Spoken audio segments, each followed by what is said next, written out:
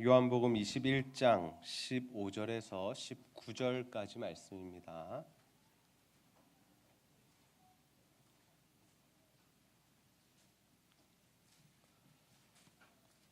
신약성경 요한복음 21장 15절에서 19절까지 말씀, 저와 여러분이 한 절씩 교독하여 읽도록 하겠습니다. 그들이 조반 먹은 후에 예수께서 시몬 베드로에게 이르시되 요한의 아들 시몬아, 내가 이 사람들보다 나를 더 사랑하느냐 하시니, 이르되 주님, 그러하나이다. 내가 주님을 사랑하는 줄 주님께서 아시나이다.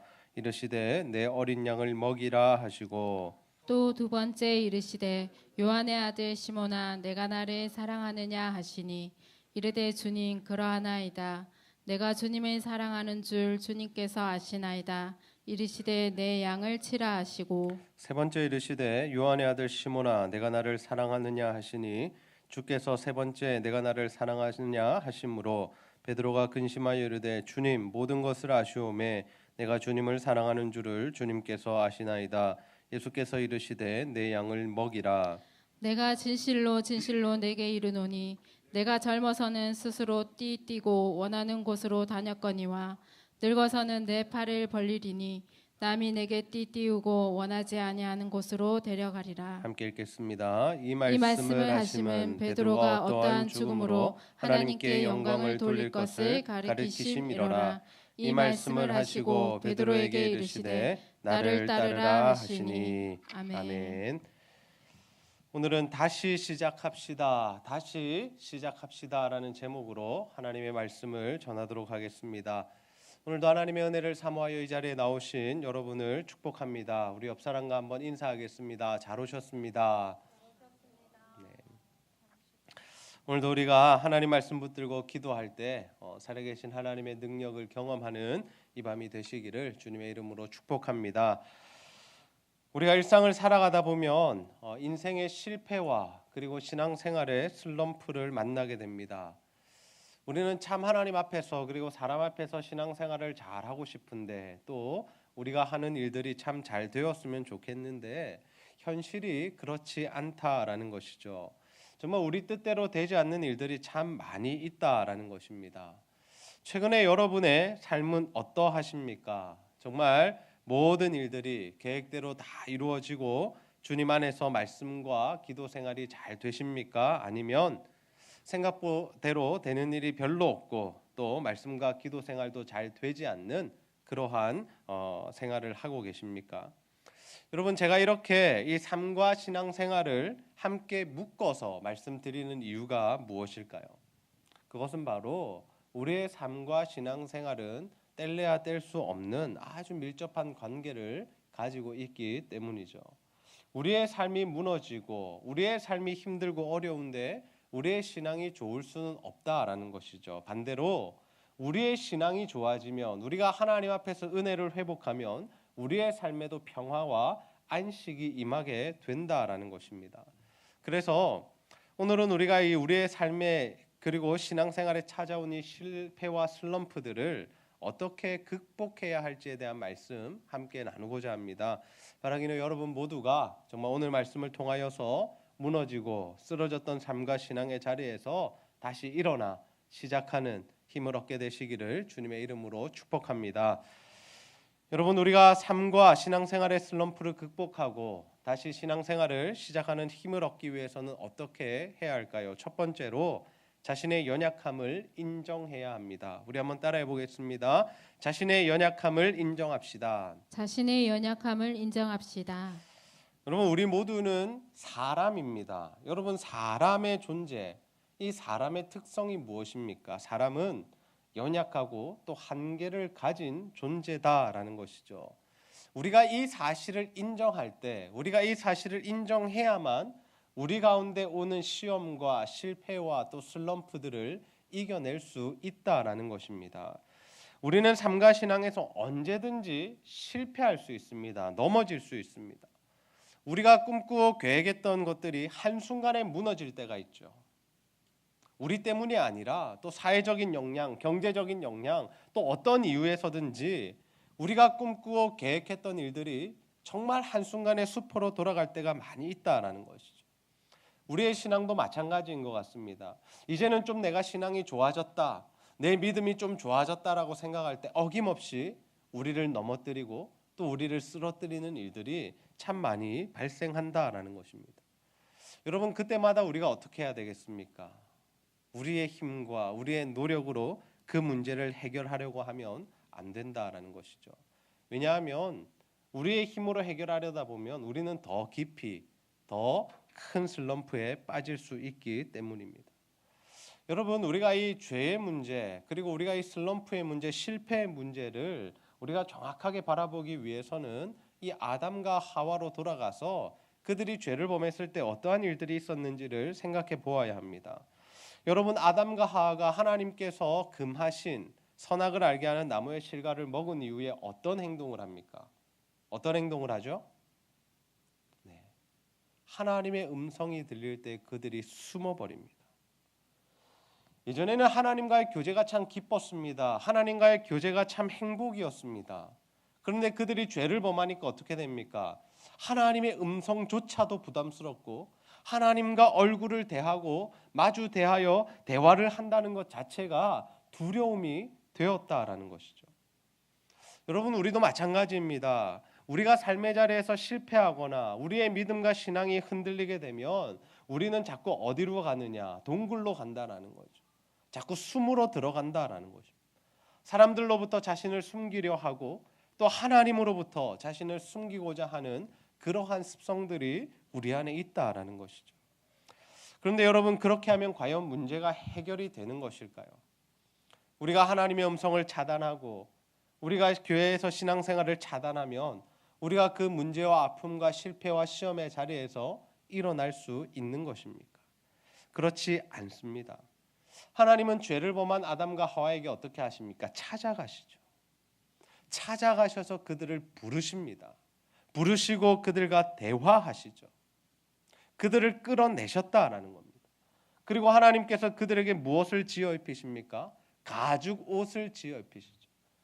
그들은 죄를 범한 이후에 부끄러워서 두려워서 나뭇잎으로 자신들의 이 모습들을 가리고 있었습니다. 그때 하나님께서 주신 것이 무엇이냐면 바로 가죽 옷이다라는 거죠. 이 사람의 죄의 문제는 절대로 사람의 힘과 능력으로 해결할 수 없음을 이 사건을 통해서 우리가 알 수 있다라는 거죠. 하나님만이 해결하실 수 있고 피의 대가만이 우리 죄를 해결할 수 있다라는 것이죠. 여러분, 우리는 삶과 신앙생활이 무너질 때마다 하나님 앞으로 나아가야 할 줄로 믿습니다.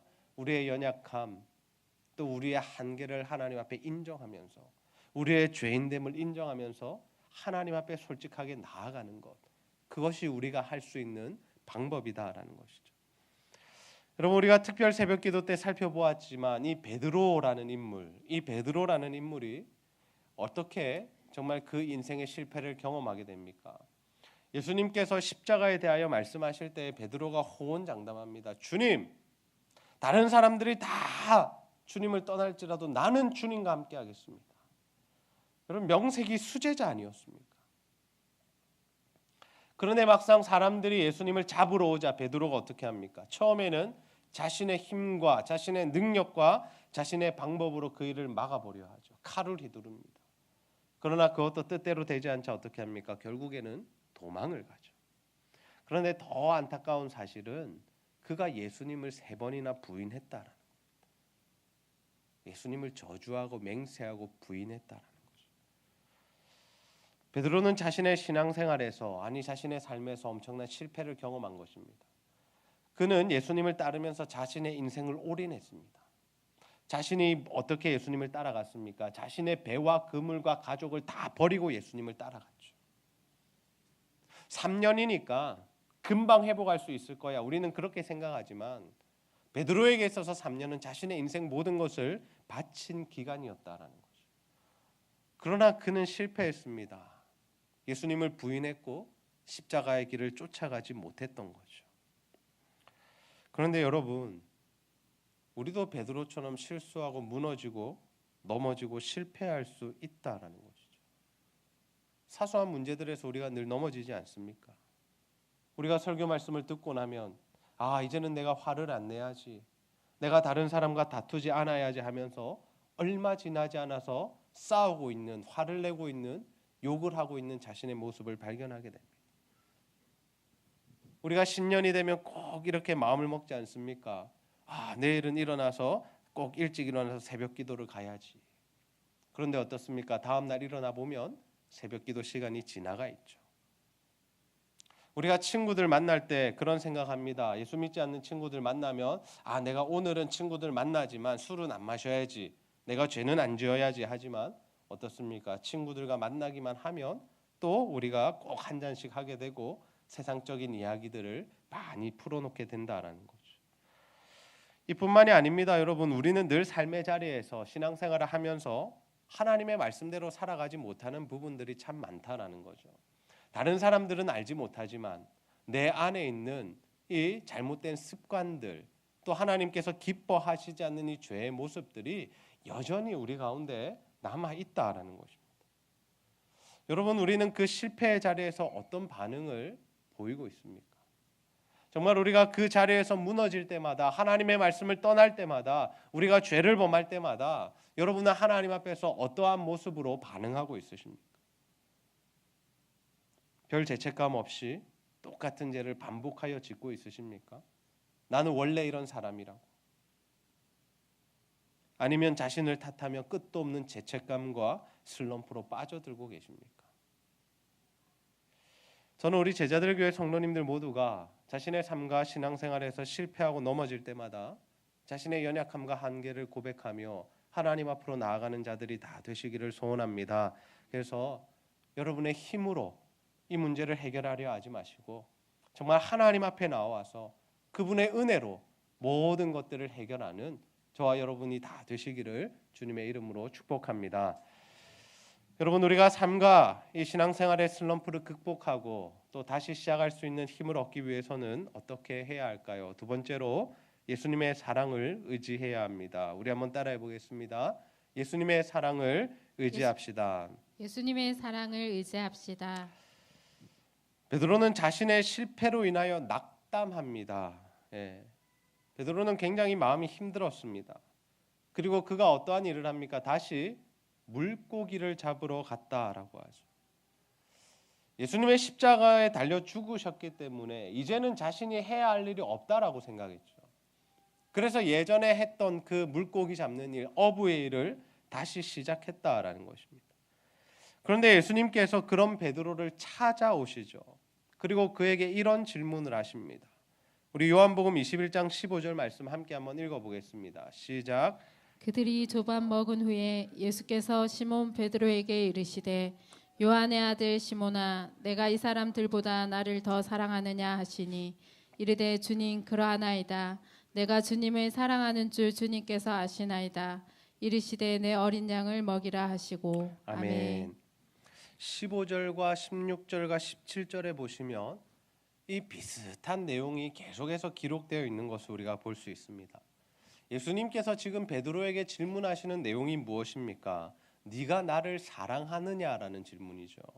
그리고 베드로는 세 번이나 어떻게 대답합니까? 내가 주님을 사랑하는 줄 주님이 아십니다라고 대답을 합니다.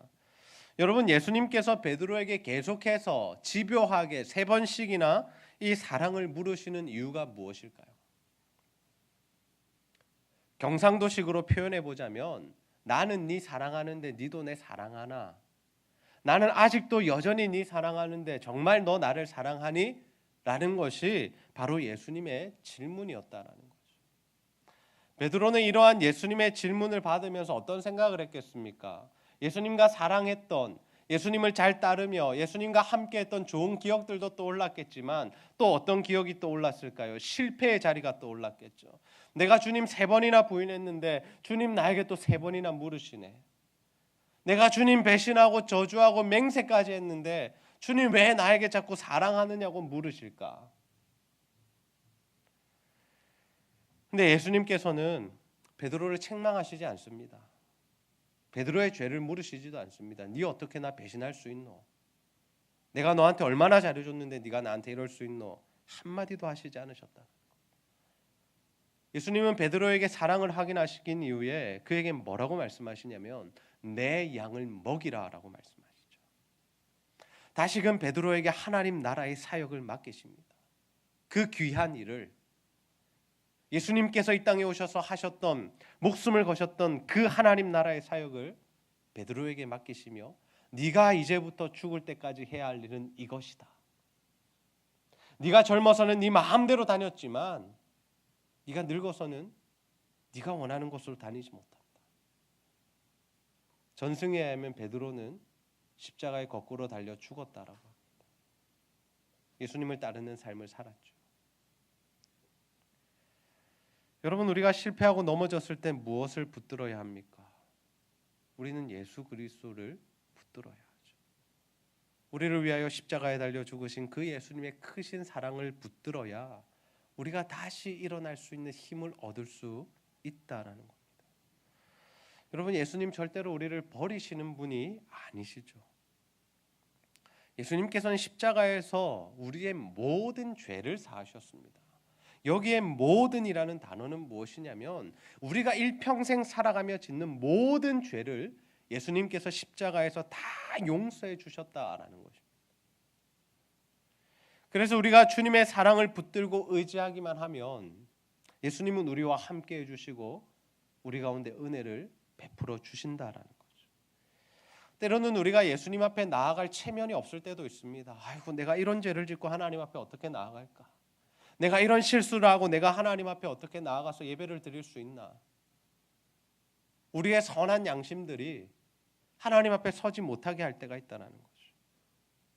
그러나 여러분, 우리가 어떠한 큰 죄를 범했더라도 예수님 앞에 나오면, 십자가 앞에 나오기만 하면 하나님께서는 은혜를 베풀어 주시는 줄 믿으시기를 바랍니다. 요한일서 1장 9절 말씀에 보면 이런 말씀이 있습니다. 만일 우리가 우리 죄를 자백하면 그는 미쁘시고 의로우사 우리 죄를 사하시며 우리를 모든 불의에서 깨끗하게 하실 것이요. 예수님이 어떤 분이신지 보여주시죠. 그는 미쁘시고 의로우사. 우리가 우리의 죄를 자백하기만 하면 우리의 죄를 사하시고 모든 불의에서 우리를 깨끗하게 해주신다라는 거죠. 여러분, 누가복음에 기록된 탕자의 비유를 다 아실 것입니다. 탕자의 비유가 무엇입니까? 한 아버지에게 아들이 있었는데 두 번째 아들이 그 아버지에게 유산을 요구합니다. 그런데 여러분, 그 당시에 살아있는 아버지에게 유산을 요구하는 것은 굉장히 잘못된 일이었습니다. 아버지를 무시하다 못해 죽은 자 취급을 하는 행동이었다라는 거죠.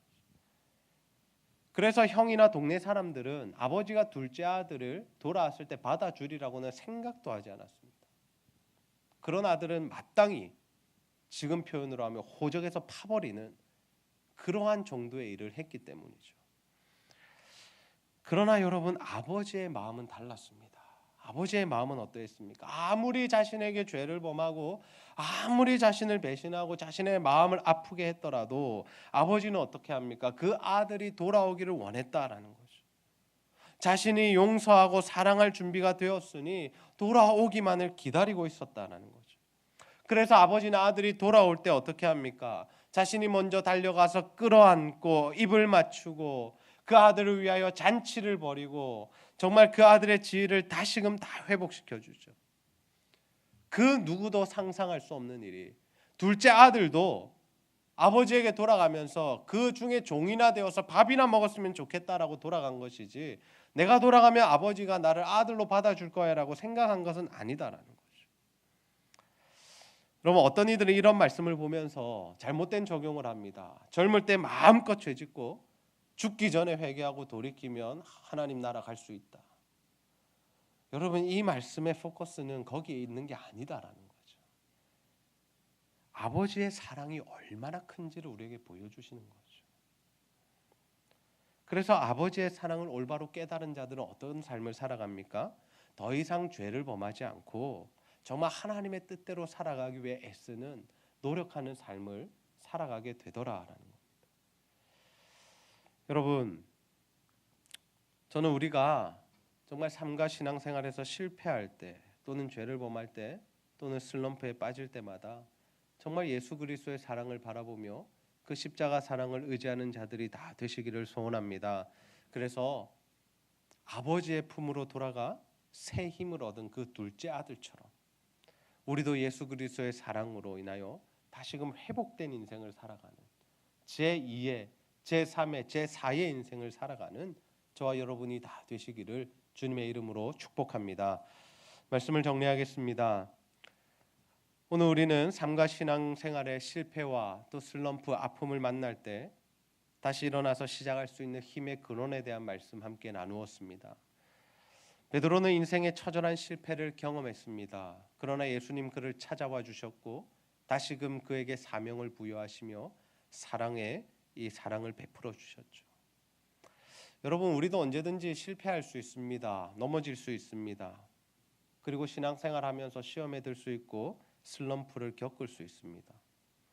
우리가 원하지 않는 아픔과 어려움들이 우리의 꿈과 계획들을 다 무너뜨릴 때가 있고 사소해 보이는 죄와 잘못된 습관들이 우리의 신앙을 정말 뿌리채 흔들어 버릴 때도 있다는 거죠. 그렇다면 여러분, 우리가 그러한 상황에서 어떻게 다시 일어나서 시작할 수 있을까요? 첫 번째로는 자신의 연약함을 인정하는 것입니다. 우리는 사람입니다. 모든 사람은 연약하고 깨어지기 쉽고 한계를 가진 존재다라는 거죠. 그래서 우리가 넘어질 때마다 그것을 인정하면 됩니다. 하나님, 제가 또 넘어졌습니다. 하나님, 나는 연약한 인생입니다. 하나님, 나는 죄를 범할 수밖에 없는 그러한 사람입니다. 우리가 그러한 정말 진실된 고백을 가지고 하나님 앞에 나아갈 때 하나님께서 우리에게 은혜를 베풀어 주시는 줄 믿으시기를 바랍니다. 두 번째, 예수님의 사랑을 의지해야 합니다.